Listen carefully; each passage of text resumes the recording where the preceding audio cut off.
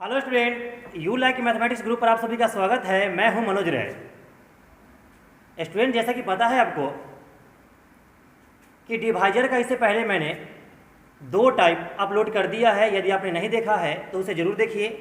ये तीसरा टाइप होगा हमारा डिवाइजर का, और कोशिश करेंगे कि आज डिवाइजर समाप्त हो जाए।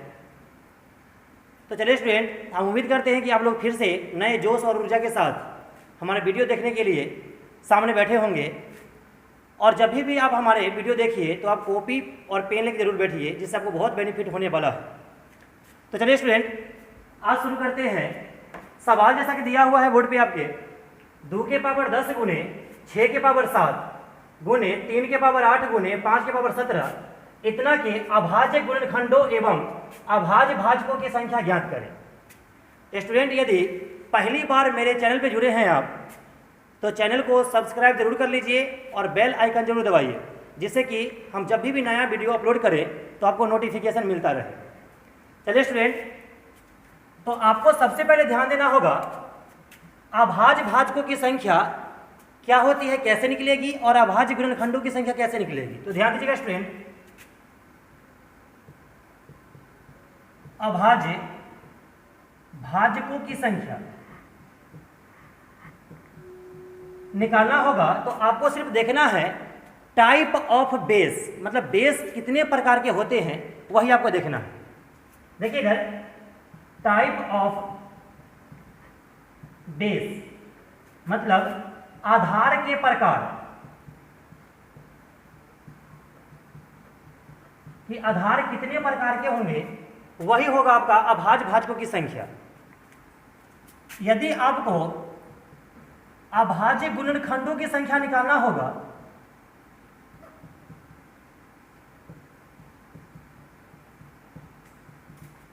तो ये कैसे निकलेगा, तो इसका कंडीशन होता है sum of the total power, sum of the total power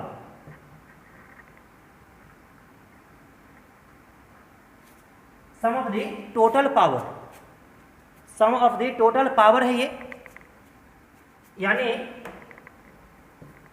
सभी घातों का योग कहिए या पावरों का योग लिख देते हैं, सभी पावर का योग, यही हो जाएगा आपका अभाज्य गुणनखंडों की संख्या। अभाज्य गुणनखंडों की संख्या क्या होता है, तो सम ऑफ द टोटल पावर, यानी कि सभी पावरों का योग कर दीजिएगा तो आपका आ जाएगा अभाज्य गुणनखंडों की संख्या। और आधार के प्रकार यदि आप गिन सकते हैं तो वही हो गया आपका अभाज्य भाजकों की संख्या। तो आइए स्टूडेंट, इस पे सवाल देखते हैं। इसको ध्यान रखना है आप लोग को। जैसा कि सवाल दिया आपको 2 के पावर 10, 6 के पावर 7, 3 के पावर 8 और 5 के पावर 17। सिर्फ एक सवाल देखिएगा, आपका पूरा कंसेप्ट क्लियर हो जाएगा यहाँ पे। तो देखिए यहाँ पे सबसे पहले आपको चेक करना है कि जितने भी बेस हैं वो सबके सब प्राइम नंबर में है क्या। तो आप पहले चेक करते हैं। प्राइम नंबर का मतलब होता है अभाज्य संख्या, और अभाज्य संख्या किसको बोलते हैं, पिछला क्लास में आपको बताए थे, वैसी संख्या जो अपने आप के अलावा एक से कटे और किसी से ना कटे, वही संख्या को बोलते हैं अभाज्य संख्या।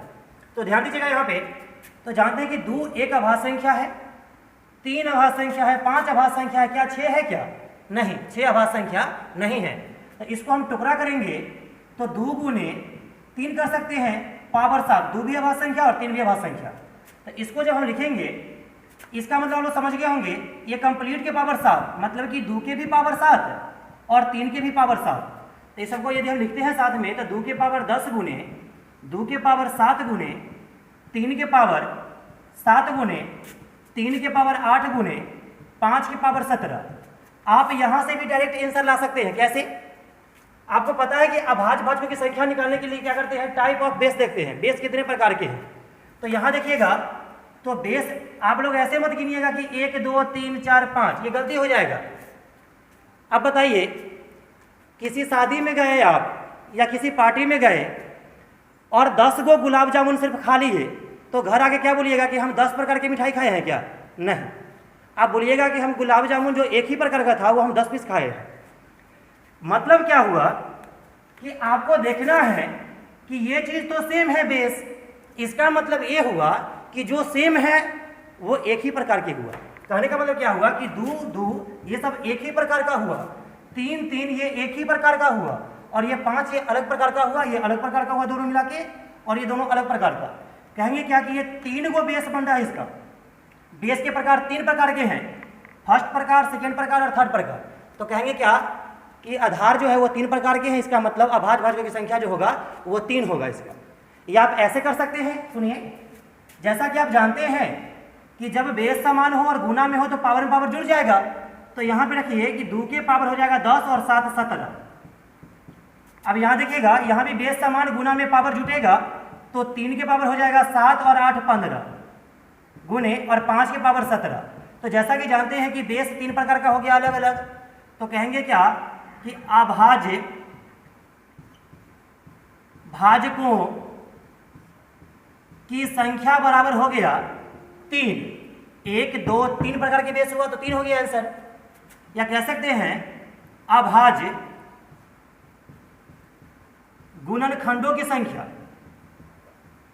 इसमें क्या करना पड़ता है, तो टोटल पावर का योग करना पड़ता है, sum of the total power. तो पावर देखिए 2 के पावर 17 है, 3 के पावर 15 है और 5 के पावर 17 है। तो क्या करेंगे, सभी पावर को जोड़ दीजिए। ध्यान दीजिए, तो आप जानते हैं क्या कि 17 और 17 34, 34 और 15 हो गया आपका 49। तो पहले सवाल में क्या पूछा, तो पहले पूछा अभाज्य गुणनखंडों की संख्या, तो गुणनखंड यहाँ पे है 49, और बाद में पूछा अभाज्य भाजकों की संख्या, तो वो है 3। तो इसका आंसर हो जाएगा 49 एवं 3। उम्मीद करते हैं कि आप लोग को ये सवाल समझ में आ गया होगा। अगर समझ में नहीं आया है तो बने रहिए हमारे साथ, अगला सवाल देखिएगा, समझ में आ जाएगा आपको। आइए स्टूडेंट, सवाल है 4 के पावर 11 गुने 14 के पावर 15 गुने 11 के पावर 2 में अभाज्य गुणनखंडों एवं अभाज्य भाजकों की संख्या ज्ञात करना है।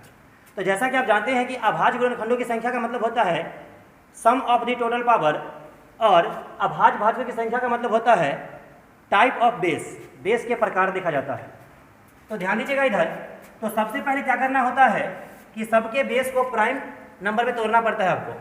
तो जैसे जानते हैं कि 4 को हम 2 के स्क्वायर के पावर 11 लिख सकते हैं, 2 के स्क्वायर के पावर 11 लिख सकते हैं इसे, गुने इसको क्या लिख सकते हैं 7 गुने 2 कहिए या 2 गुने 7 कहिए के पावर 15 और 11 के पावर 2। तो ध्यान दीजिएगा यहाँ पे हो गया, जब पावर पर पावर हो और ब्रैकेट लगा हुआ हो तो पावर में पावर से गुना हो जाता है। तो यहाँ पे पावर में पावर से गुना होगा तो 2 के पावर हो जाएगा 22 गुने ये कंप्लीट के पावर 15, मतलब 7 के पावर 15 और 2 के पावर 15, तो 7 के भी पावर 15 हो गया और 2 के भी पावर 15 हो गया, गुने 11 के पावर 2।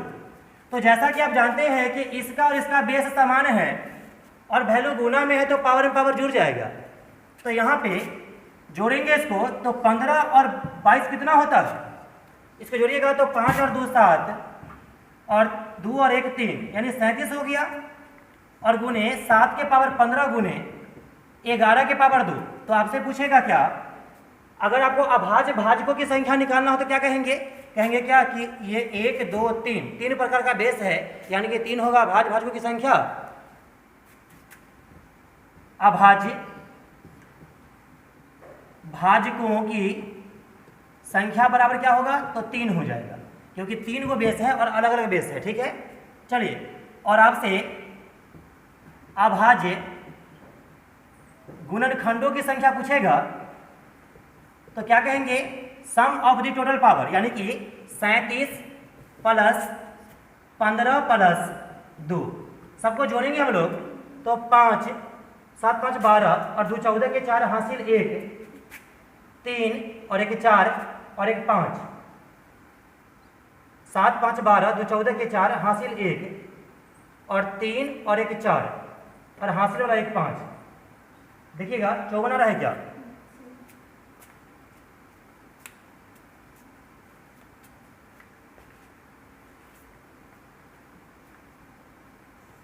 आइए स्टूडेंट, अगला सवाल है 30 के पावर 211 के अभाज्य गुणनखंडों की संख्या ज्ञात करना है। इसमें अभाज्य भाजकों की संख्या नहीं निकालना है, केवल निकालना है आपको अभाज्य गुणनखंडों की संख्या। तो देखिए सबसे पहले आपको पता होना चाहिए कि बेस को देखा जाता है कि बेस पहले प्राइम नंबर में टूटा हुआ है कि नहीं, प्राइम फैक्टर में है कि नहीं। तो क्या करेंगे, इसको तोड़ेंगे, 2 तिये 6 और 6 5 30, 2 भी अवाज संख्या, 3 भी और 5 भी, और कंप्लीट के पावर हो गया 211, मतलब 2 की भी पावर 211,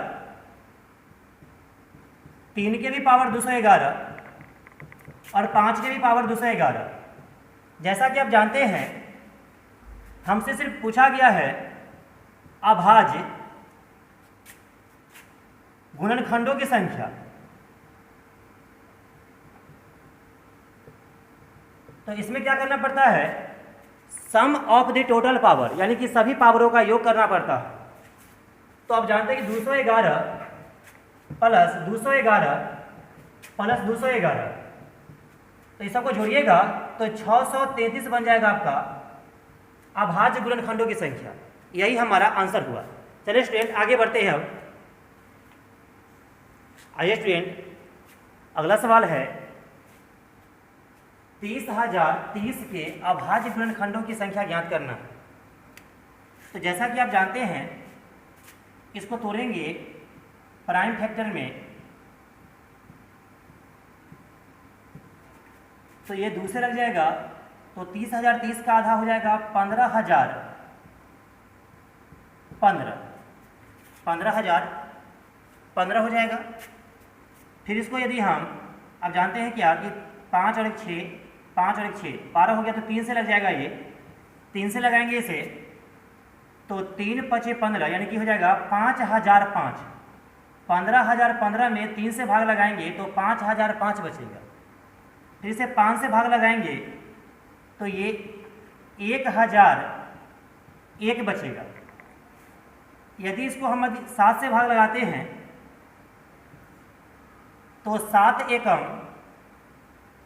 एकम 7 बच जाएगा, यहाँ पे 3, 7 चौक 28 बच जाएगा 2, 7 या 21, 143 बचा। उसके बाद फिर यदि इसे हम 11 से भाग लगाते हैं तो ये 13 हो जाएगा। 11 गुने 13 होता है 143। तो आप जान रहे हैं इसको यदि हम अरेंज करेंगे तो 2 गुने 3 गुने 5 गुने 7 गुने 11 गुने 13 लिख सकते हैं। और आप जानते हैं कि किसी भी संख्या के पावर कुछ नहीं, किसी भी संख्या के पावर कुछ नहीं तो 1 जरूर होता है। और हमको पूछा है क्या, अभाज्य गुणनखंडों की संख्या, अभाज्य गुणनखंडों की संख्या पूछा है। तो हम क्या करेंगे, सम ऑफ द टोटल पावर, यानी कि सभी पावर को जोड़ देंगे आपस में।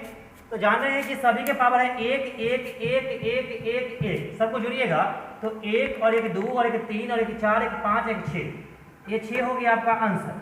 यदि आपसे इस सवाल में अभाज्य भाजकों की संख्या पूछता तो देख रहे हैं कि सभी के सभी बेस अलग अलग टाइप का है। इसका मतलब बेस जब अलग अलग रहेगा, इसका मतलब ये हो जाएगा कि अभाज्य भाजकों की संख्या भी 6 ही होगा। मतलब इस सवाल में अभाज्य गुणनखंडों की संख्या जितना है उतना ही अभाज्य भाजकों की भी संख्या होगी, क्योंकि ये सब के सब बेस जो है वो अलग अलग है। टाइप ऑफ बेस देखते हैं उसमें वो अलग अलग है। तो देख रहे हैं कि 6 को बेस है तो अभाज्य भाजकों की संख्या भी 6 ही होता है इसमें। तो चलिए स्टूडेंट आगे बढ़ते हैं हम लोग। आइए स्टूडेंट, अगला सवाल है 500 तक 16 से विभाजित होने वाले कुल कितनी संख्या है। समझिएगा ये टाइप चेंज हो गया। और 200 तक 19 से विभाजित होने वाली कुल कितनी संख्या है। तो देखिए विभाजित होने वाली कुल कितनी संख्या पूछ रहा है आपसे। 500 तक है और ये है 200 तक, ये 16 से और ये 19 से। ध्यान दीजिएगा स्टूडेंट, ये सिंगल डाटा का सवाल है। ये सिंगल डाटा का सवाल है। ये आगे डबल डाटा वाला भी सवाल आएगा, उसको हम कैसे बनाएंगे वो बाद में देखेंगे। पहले सिंगल डाटा वाला देख लीजिएगा। जैसे कि दिया हुआ है कि 500 तक 16 से विभाजित होने पर कुल कितनी संख्या है इसकी। तो क्या करेंगे हम लोग कि 500 दिया हुआ है तो 500 में आप डायरेक्ट क्या कीजिए 16 से भाग दीजिए। ये सिंगल डाटा का सवाल है इसलिए डायरेक्ट भाग दे रहे हैं, तो भाग दीजिएगा इसमें। तो आप जानते हैं कि 16 तिहाई 48, 50 है ये, तो 16 तिहाई 48, 16 तिहाई 48, इसका मतलब यहाँ पे बच गया 2। आप जानते हैं कि 20 है, 16 से भाग लगाएंगे तो 1 पॉइंट समथिंग आएगा। मतलब 31 दशमलव कुछ आएगा इसमें, भाग दीजिएगा पूरा पूरा। तो आपको दशमलव के बाद वाला वैल्यू नहीं लेना है, आपको पूर्णांक वाला मान लेना है, भिन्न वाला मान नहीं लेना है, दशमलव वाला मान नहीं लेना है आपको। आपको क्या करना है कि भाग देना है और भागफल के पूर्णांक भाग को लेना है। आपका आंसर जो है वो 31 हो जाएगा। मतलब कुल कितनी संख्या है, तो इसका आंसर हो गया 31। भाग देना है, भागफल के पूर्णांक भाग को लेना है, दशमलव वाला को नहीं लेना है। यहाँ देखिएगा कि 200 तक बोला है क्या कि 19 से विभाजित होने वाली कुल कितनी संख्या है, तो 19 से भाग लगाएंगे 200 में, तो आप जानते हैं कि 19 दहा के 190 होता है, यानी कि 10 दशमलव समथिंग होगा। तो दशमलव के बाद समथिंग का मान नहीं लेंगे, हम पूर्णांक वाला वैल्यू लेंगे, पूरा पूरा वैल्यू। हमारा आंसर हो जाएगा 10। तो सिंगल डाटा वाला सवाल जब आएगा तो उम्मीद करते हैं कि आप लोग सवाल बना दीजिएगा। अब आइए स्टूडेंट, हम डबल डाटा की ओर चलते हैं। तो कैसे बनाएंगे वो देखिएगा। आइए स्टूडेंट, ये डबल डाटा का सवाल है। ये उस समय सिंगल डाटा का सवाल था, डायरेक्ट पूछ रहा था कि 500 तक। इसमें है 500 से लेकर 1300 तक 9 से विभाजित होने वाली कुल कितनी संख्या है। जब डबल डाटा में रहेगा कि यहाँ से लेकर के यहाँ तक, तो समझिएगा कि वो डबल डाटा का सवाल है। वो उसको कैसे बनाना है आप लोग को ध्यान दीजिएगा। तो सवाल में यदि तक रहेगा तो आपको क्या करना है, शुरू -1 करना है। सवाल में यदि तक रहेगा, तक यहां देख रहे हैं कि तक है, तो क्या करना है आपको कि शुरू -1। और सवाल में यदि बीच रहेगा, यहां बोलेगा कि 500 से लेकर 1300 के बीच बोलेगा, तो आपको अंतिम -1 करना है। बात को समझिएगा, क्या बोल रहे हैं हम। सवाल में यदि तक रहेगा तो शुरू -1 और बीच रहेगा तो अंतिम -1। चलिए स्टूडेंट ध्यान दीजिएगा। तो इस सवाल में बोला है क्या कि 500 से लेकर 1300 तक 9 से विभाजित होने वाली कुल कितनी संख्या है। तो जैसा कि आप जान गए कि तक रहेगा, यहां लिख देते हैं कि तक रहेगा, तो क्या करेंगे, शुरू -1 करेंगे, और बीच रहेगा तो अंतिम -1 करेंगे। तो ध्यान दीजिएगा, यहाँ पे तक है, तक रहेगा तो शुरू -1 का मतलब होगा कि 500 में से आपको 1 घटाना है, शुरू वाला वैल्यू में से 1 घटाना है। अगर बीच रहता यहाँ पे तो अंतिम वाला में से 1 घटाते, 1300 में से 1 घटाते। तो यहाँ पे आप जानते हैं कि यहाँ पे 1300 के 1300 रहेगा, इसमें से नहीं घटाना है क्योंकि यहाँ पे तक है। तक रहेगा तो केवल शुरू वाला में से घटाना है। और बताइए विभाजित कितना से करना है, 9 से। तो 9 से आप इसमें भी भाग दीजिए और 9 से आप इसमें भी भाग दीजिए, और यहाँ पे ऑलवेज क्या करना है, यहाँ पे माइनस ही करना है, हमेशा आपको माइनस ही करना है। अब देखिएगा यहाँ पे ये आपका हो जाएगा 499 बटा 9 और -1300 बटा में 9। तो भाग लगाएंगे और आप जानते हैं कि भागफल के पूर्णांक भाग को लेंगे, दशमलव वाला को छोड़ देंगे। तो कीजिए इसको, 9 से भाग लगाइएगा इसमें, तो 9 × 5 = 45, 9 × 5 = 45। यहाँ आप जानते हैं कि फिर 4 बच जाएगा और ये 49 हो गया। फिर भाग देंगे 9 × 5 = 45, मतलब कि 55 दशमलव समथिंग आएगा। ये आपको लेना क्या है, इसमें 55 लेना है। ध्यान दीजिए, इसमें यदि हम 9 से भाग लगाएंगे तो 9 एकम 9 बच जाएगा। यहाँ पे कितना, 4, 13 है, 9 कट गया, 4 बच गया। अब ये 40 हो गया यहाँ पे, तो 9 चौक 36। ध्यान दीजिएगा स्टूडेंट, 9 चौक 36, तो यहाँ पे फिर से 4 बच जाएगा और फिर कहेंगे कि 9 चौक 36 यानी 144 दशमलव समथिंग। आप भाग देके देख लीजिएगा 144 दशमलव समथिंग आ रहा है। तो हमको क्या करना है, हमेशा घटाएंगे कैसे, तो छोटा में से बड़ा नहीं घटाइएगा, हमेशा आप बड़ा में से छोटा घटाइएगा। अंतर ही जो करना है, अंतर करना रहेगा, सिर्फ 12 में से छोटा घटाइएगा। 144 में से घटा देंगे हम लोग 55 घटाएंगे तो हो जाएगा 14 में से 5 जाएगा तो 9, और यहाँ हो जाएगा 13 में से 5 जाएगा, 13 में से 5 जाएगा, सॉरी, तो 8 बचेगा आपका। 89 आपका आंसर हो गया। कुछ नहीं करना है, सवाल में देखना है आपको कि तक है कि बीच है। तक रहेगा तो शुरू वाला वैल्यू में से घटाना है, और बीच रहेगा तो अंतिम वाला में से घटाना है, और जितना से विभाजित होने के लिए बोलेगा उसे भाग देना है, और यहाँ पे हमेशा आपको माइनस करना है, घटा लेना है, 12 में से छोटा घटाना है, वही आपका आंसर हो जाएगा। तो ये स्टूडेंट अगला सवाल है 800 से लेकर 1500 के बीच 16 से विभाजित होने वाली कुल कितनी संख्या है। तो आप जानते हैं कि ये डबल डेटा वाला सवाल है, बस आपको देखना है डबल डेटा में कि तक है कि बीच। तो जानते हैं यदि तक रहेगा तो शुरू वाला में से एक घटाना है और बीच रहेगा तो सिर्फ अंतिम वाला में से एक घटाना है। तो अब बताइए यहाँ पे बीच है कि तक है। तो यहाँ पे बीच है, तो बीच रहेगा तो क्या करेंगे, अंतिम -1 करेंगे। तो क्या कीजिए आप 800 को 800 लिखिए, इसमें से नहीं घटाना है इस बार क्योंकि इस बार बीच है। तो क्या करेंगे कि 1500 में से इस बार एक घटाएंगे और भाग किससे देना है, जो यहाँ पे दिया हुआ है वैल्यू 16 से भाग देना, यहाँ भी 16 से भाग दीजिए आप यहाँ पे भी, और बीच में होगा ऑलवेज माइनस। ध्यान दीजिए, तो यहाँ हो जाएगा 800/16 और माइनस 1499/16। इसको भाग लगाइएगा, 16 पचे 80, 16 पचे 80 यानी कि 50 बार में पूरा पूरा कट गया वैल्यू, और इसमें भाग देंगे 16 से। देखिए तो ये 9 मरतबे लगा यहाँ पे, तो यहाँ पे 5 बच जाएगा। 144 खत्म हुआ, ये 49 है, 149 है तो 5 बचेगा, और ये 59 हुआ। 16×3=48 यानी कि 93 दशमलव समथिंग बार में ये कटेगा, लेकिन आपको लेना है पूर्णांक वाला मान 93 के 93। और घटाना कैसे है, तो बड़ा में से छोटा वैल्यू घटाना है।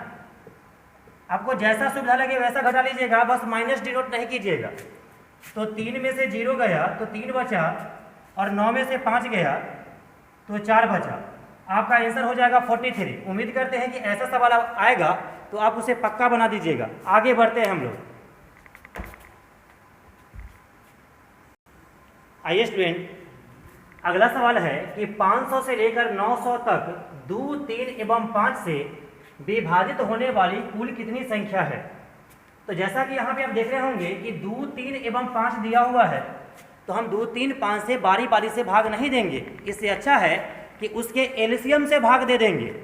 तो यहाँ देखिएगा कि 2, 3 और 5 का एलसीएम कितना होगा, तो इसका जो एलसीएम होगा वो होगा 30। 2 तिया 6 और 6 पचे 30, इसका एलसीएम 30 हुआ। मतलब क्या हुआ कि 2, 3, 5 की जगह पर हम डायरेक्ट लिख सकते हैं कि 30 से विभाजित होने वाली कुल कितनी संख्या है। तो ध्यान दीजिएगा स्टूडेंट, आप जानते हैं कि यहाँ पे तक है, और तक रहता है तो शुरू में से एक घटता है, और बीच रहता है तो अंतिम में से एक घटता है। तो क्या करेंगे, ये 500 में से एक घटेगा क्योंकि तक है, और यहाँ 900 की 900 रहेगा, और बटा में कितना आएगा तो 30। 30 से यहाँ भी भाग दीजिए, 30 से यहाँ भी भाग दीजिए, और यहाँ क्या करना होता है, ऑलवेज माइनस। तो यहाँ इसको सॉल्व करेंगे तो ये हो जाएगा 499/30 माइनस 900/30। उम्मीद करते हैं कि इसको आप लोग भाग लगा लीजिएगा और सॉल्व कर लीजिएगा। चलिए हम लोग आगे बढ़ते हैं स्टूडेंट। आइए स्टूडेंट, अगला सवाल है 500 तक ऐसी कितनी संख्या है जो 4 या 5 से विभाजित है। इस बार या आ गया। यदि मान लीजिए कि सवाल में एवं होता 4 एवं 5 से, तो हम क्या करते हैं, उसके एलसीएम निकाल करके और एलसीएम से भाग देते हैं दोनों वैल्यू में बारी बारी से, ठीक है। लेकिन या जब आ जाएगा, या का मतलब होता है आइदर आ गया, ये आइदर। देखिए यहाँ पे या का मतलब यहाँ पे एवं नहीं है, ये कंडीशन चेंज हो गया सवाल का। आइए समझते हैं कि जब सवाल में या लगा रहेगा तो हम कैसे बनाएंगे। तो देखिए ये सिंगल डाटा का सवाल है, तो इसमें तक से और बीच से कोई फर्क नहीं पड़ता, ये सिंगल डाटा का सवाल है। तो सबसे पहले हम निकालेंगे 4 या 5 बोला है, तो पहले हम निकालेंगे कि 4 से विभाजित होने वाली संख्या, 4 से विभाजित संख्या, होने वाली संख्या या विभाजित संख्या लिख लीजिए यहाँ पे। तो अब क्या कीजिए, आप सिंगल डाटा का सवाल है तो 500 में आप डायरेक्ट क्या कीजिए, पहले 4 से भाग लगाइए। 4 से भाग लगाएंगे तो ये 125 बार में पूरा पूरा कट जाएगा। 125 चौके हो जाएगा आपका 500। फिर क्या करेंगे, 4 के बाद 5 भी दिया हुआ है, तो अब हम 5 से भाग लगाएंगे इसमें, मतलब कि 5 से विभाजित होने वाली संख्या निकालेंगे हम लोग। तो क्या कीजिएगा कि 500 में इस बार 5 से भाग लगाइए तो पूरा पूरा कर जाएगा, तो यहाँ पे आ जाएगा 100। अब कुछ ऐसी संख्या होगी, देखिए इस सवाल का कहने का मतलब है या तो 4 से या 5 से, लेकिन 4 से भाग दिए और 5 से भाग दिए तो कुछ ऐसी भी संख्या होगी, सवाल में ऐसी भी कोई संख्या होगी जो 4 से और 5 से दोनों से कट गया हो। जैसे कि 20 से, 20 जो है 20 से जो कटा होगा वो संख्या, इसका मतलब 4 से भी कट गया होगा और 5 से भी कट गया होगा, मतलब कि 2 बार वो कट गया। तो जो डबल बार जो कटेगा उसको क्या करना है, एक एक बार घटा देना है। कहने का मतलब क्या हुआ कि पहले हम 4 से निकाल लिए, फिर 5 से निकाल लिए, अब क्या करेंगे कि 4 एवं 5 के एलसीएम से विभाजित, किससे विभाजित, 4 5 के एलसीएम से विभाजित। एलसीएम कितना होगा इसका 20। 20 से विभाजित होने वाली संख्या कौन सी होगी, तो क्या करेंगे हम लोग, तो 20 से कैसे होगा, तो क्या करेंगे कि 500 में 20 से आप भाग दीजिए, क्योंकि 4 और 5 का एलसीएम जो होता है वो होता है 20। तो अब हम क्या करेंगे 20 से भाग देंगे। पहले क्या किए कि 4 से भाग दिए, फिर 5 से भाग दिए, अब इसके एलसीएम से भाग देंगे, तो एलसीएम इसका 20 होगा। तो 20 से जब भाग दिए तो यहाँ हो जाएगा 25 आ गया ये। तो आपको करना क्या है कि दोनों अलग अलग वाला जो वैल्यू है उसको एक साथ जोड़ लेना है। तो इसको जोड़िएगा आप, तो 125 और 100 हो जाएगा आपका 225, और इस वैल्यू को क्या करना है, घटा लेना है। तो आप जानते हैं कि 225 में से 25 जाएगा, 225 में से 25 घटेगा, तो आपका परिणाम 200 हो जाएगा और आपका आंसर यही होगा। करना कुछ नहीं है सवाल में, या वाला सवाल आएगा, जैसे 4 या 5 है तो पहले हम 4 का मान निकालिए, 4 से कितना है 5 का मान निकालिए। अब क्या करेंगे कि 4 एवं 5 दोनों का एलसीएम निकालेंगे, फिर उससे भाग देंगे। तो 4 वाला और 5 वाला मान को जोड़ करके और इसके एलसीएम वाला मान को घटा दीजिएगा, वही आपका आंसर हो जाएगा। चलिए स्टूडेंट, आगे इसी टाइप का एक सवाल और लेके चलते हैं। चलिए ध्यान दीजिएगा। आइए स्टूडेंट ध्यान दीजिएगा, अगला सवाल है 500 एवं 800 के बीच ऐसी कितनी संख्या है जो 3 या 5 से विभाजित है। 3 या 5 से, देखिए ये डबल डेटा का सवाल है, वो इससे पहले जो था वो सिंगल डेटा का सवाल था, तो उसमें कोई फर्क नहीं पड़ा था, डायरेक्ट हम भाग देते चले गए थे। लेकिन ये डबल डेटा का सवाल है तो आपको बीच और तक का पूरा ध्यान रखना है। तो आप जानते हैं यहाँ पे बीच बोला है, तो बीच बोलता है तो हम लोग अंतिम में से एक घटाते हैं, और तक बोलता है तो शुरू में से एक घटाते हैं। ध्यान दीजिए, तो इसका मतलब ये सवाल में आइदर का केस है, या वाला है, या वाला। तो पहले हम निकालेंगे कि 3 से विभाजित होने वाली संख्या कितनी है, विभाजित होने वाली संख्या।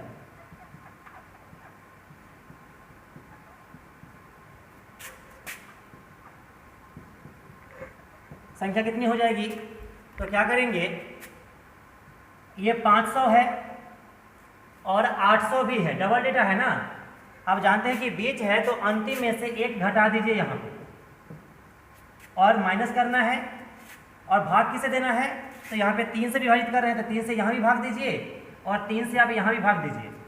तो भाग दीजिएगा आप, तो ये हो जाएगा 500 बटा में 3 और माइनस के 799 बटा में 3। तो 3 से भाग देना है, तो यहाँ हो जाएगा, भाग दीजिएगा, 3 एकम 3 बच जाएगा यहाँ पे 2, 3 छक 18 बच जाएगा 2, फिर 3 छक 18 यानी 166 पॉइंट समथिंग। तो हम क्या करेंगे 166 ही लेंगे यहाँ पे, और 3 से यहाँ भाग देंगे तो 3 दूनी 6, 3 दूनी 6 बच जाएगा यहाँ पे कितना 1, फिर 3 छक 18, 3 छक 18 बच गया यहाँ पे 1, फिर 3 छक 18 मतलब 266 पॉइंट समथिंग। तो हमको लेना है 266। तो यहाँ पे यदि हम घटाते हैं इसको, ध्यान दीजिएगा इधर, तो 266 में से घटा देंगे 166, तो आपका सीधा बच जाएगा 100। 266 में से 166 घटेगा तो आपका 100 बच जाएगा। चलिए आगे बढ़ते हैं हम लोग। अब क्या करेंगे, 3 या 5 बोला तो हम 5 से भाग देंगे इसमें, कि 5 से विभाजित होने वाली कुल संख्या कितना होगा यहाँ पे। तो आप जानते हैं क्या, ये 500 बटा 5 हो जाएगा, और यहाँ पे हम डायरेक्ट लिख देते हैं 799, क्योंकि जानते हैं कि 800 में से एक घटेगा तो 799 ही तो बचेगा, बटा में कितना 5, इसको भाग दीजिएगा आप तो जानते हैं कि ये 100 पूरा पूरा हो जाएगा। और यहाँ भाग देंगे 5 एकम 5, बच जाएगा यहाँ पे 2, 5 25, 5 25, तो यहाँ बच जाएगा आपका 4 और 5×45 यानी 159। तो आप जानते हैं यहाँ पे कि बड़ा में से छोटा घटाएंगे तो 159 में से 100 घटेगा तो आपका 59 बच जाएगा। और आप फिर जानते हैं कि ये बारी बारी से यहाँ भाग दिए, अब क्या करेंगे, ये दोनों के एलसीएम से भाग देंगे तो 3 एवं 5 का एलसीएम कितना होगा, तो एलसीएम हो जाएगा 15, यानी कि 15 से आप भाग लगाएंगे हम लोग तो यहाँ हो जाएगा 500 बटा में 15 और माइनस ये तो 799 ही होगा ना, 799 बटा में 15, इसमें भाग लगाते हैं तो जान लीजिए इधर, तो 15 से भाग लगाएंगे तो 15 तिया 45, 15 तिया 45 बच जाएगा यहाँ पे 5, फिर 15 तिया 45 यानी कि 33 पॉइंट समथिंग आएगा, तो 33 ही लेना है आपको। यहाँ पे भाग लगेगा 15 से तो 15 पचे 75, 15 पचे 75 हो गया, यहाँ बच गया आपका 4, फिर ये 49 हो गया तो 15 तिहाई 45, तो 53 पॉइंट समथिंग हो गया ये।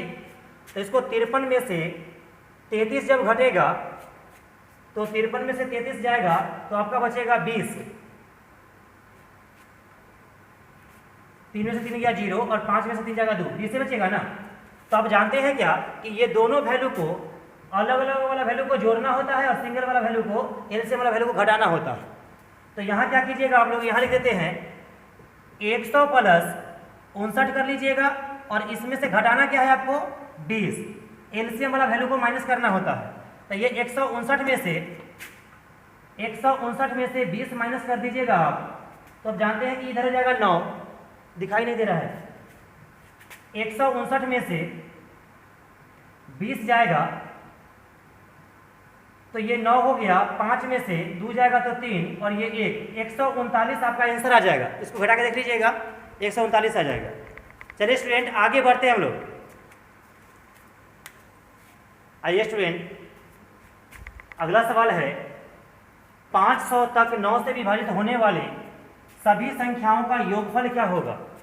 इस बार योगफल पूछ रहा है तो आपको ध्यान देना है कि योग बराबर फार्मूला होता है, योग बराबर फार्मूला होता है एवरेज इनटू एन।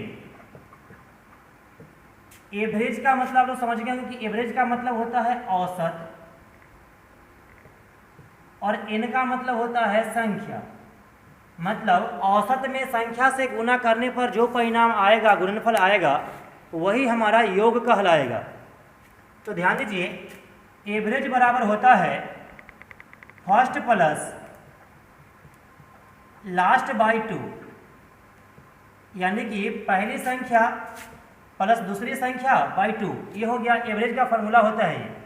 इनटू में एन बराबर होता है लास्ट माइनस फर्स्ट बटा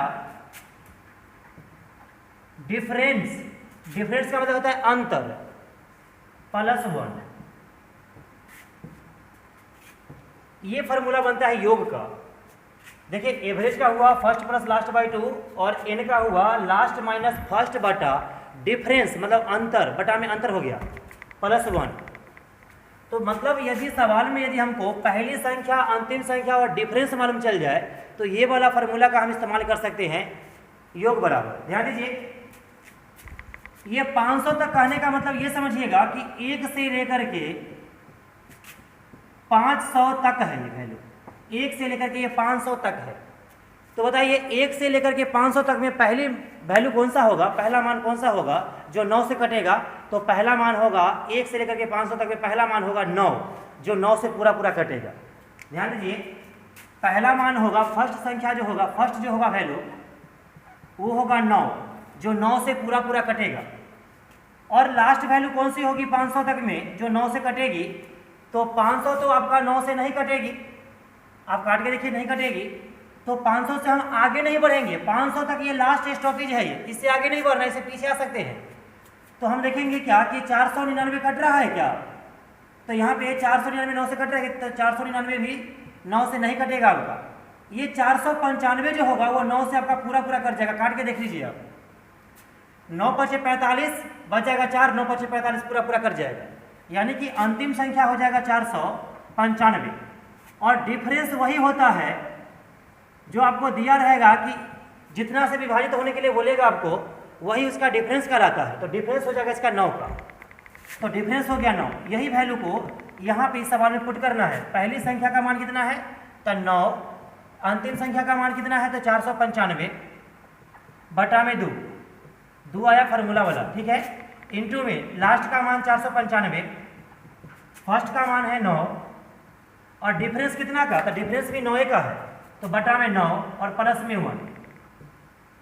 ध्यान दीजिएगा स्टूडेंट, तो इसको यदि हम जोड़ेंगे तो ये आ जाएगा 504 बटा में 2 और गुना में घटाएंगे इसको तो 15 में से 9 जाएगा तो 6 और ये बच गया आपका 8 और ये बच जाएगा आपका 4 बटा में 9 और प्लस 1।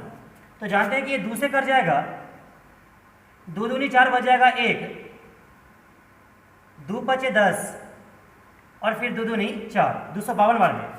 और 9 से काटेंगे इसमें तो 9 × 45 बच जाएगा 3, 9 × 36 54।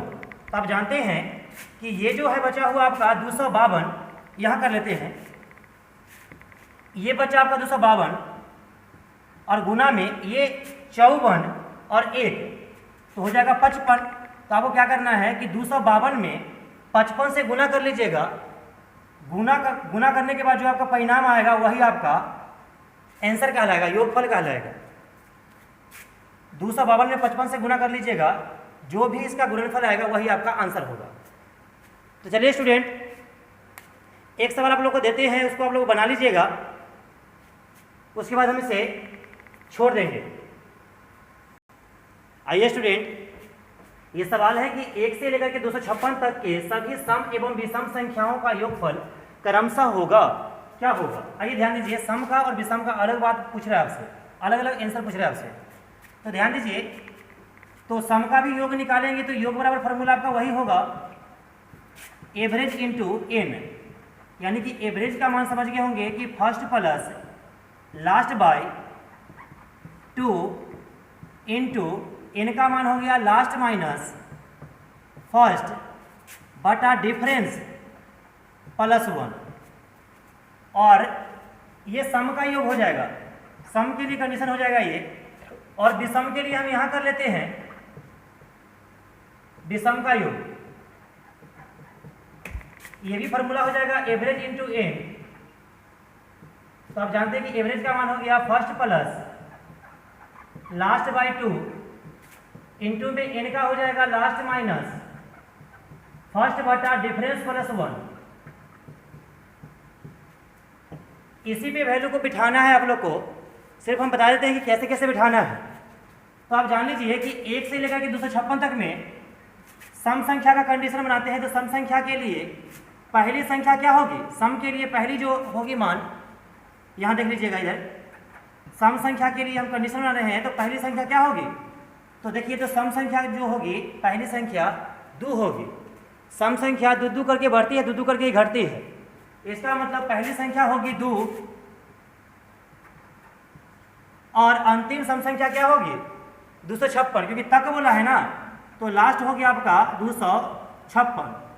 और डिफरेंस कितना का, तो डिफरेंस हो जाएगा 2 का। क्यों, क्योंकि सम संख्या 2 करके ही बढ़ता है, 2 करके ही घटता है, इसीलिए इसका डिफरेंस हो जाएगा 2 ही का। चलिए आगे बढ़ते हैं, यहाँ देखिएगा विषम का कंडीशन बना लेते हैं। विषम के लिए पहली संख्या क्या होगी, तो पहली संख्या हो जाएगी 1 और अंतिम संख्या कौन सी होगी, लास्ट संख्या विषम के लिए तो 255 होगी, क्योंकि 256 ही लास्ट ब्रेक लगाना है, उसके आगे नहीं बना, उसे पीछे जा सकते हैं। तो पीछे जाएंगे तो 255 हो जाएगा अंतिम। और डिफरेंस कितना का होगा, तो 2 ही का होगा। क्यों, क्योंकि सम संख्या हो चाहे विषम संख्या हो, 2 करके ही बढ़ता है आगे और 2 करके ही घटता है। क्यों, कैसे होता है ये, तो 1 के बाद विषम संख्या 3 होता है, तो 1 में और 3 में डिफरेंस कितना का, 2 का। 3 के बाद 5 होता है, तो 5 में और 3 में डिफरेंस कितना का, तो अंतर हो जाएगा उसमें 2 का। 5 और 7 फिर 9, ऐसे करके 2 करके बढ़ेगा विषम संख्या, चाहे सम संख्या में जाएंगे तो 2 के बाद 4 अंतर 2 का, 4 के बाद 6 अंतर 2 का। तो सम हो या विषम हो डिफरेंस हमेशा 2 का ही होता है। तो आप क्या कीजिएगा, ये वैल्यू को यहाँ पे पुट कर लीजिएगा, आपका आंसर निकल जाएगा। चलिए स्टूडेंट, तो आप हमको बताइएगा कि आपको ये क्लास कैसा लगा। थोड़ा लंबा जरूर वीडियो हो गया है, लेकिन आप लोग घबराइएगा नहीं, क्योंकि हमको कम पढ़ाने का आदत नहीं है। हम चाहते हैं कि खूब पढ़ेगा इंडिया, तभी तो खूब पढ़ेगा इंडिया। चलिए स्टूडेंट, तब तक के लिए धन्यवाद।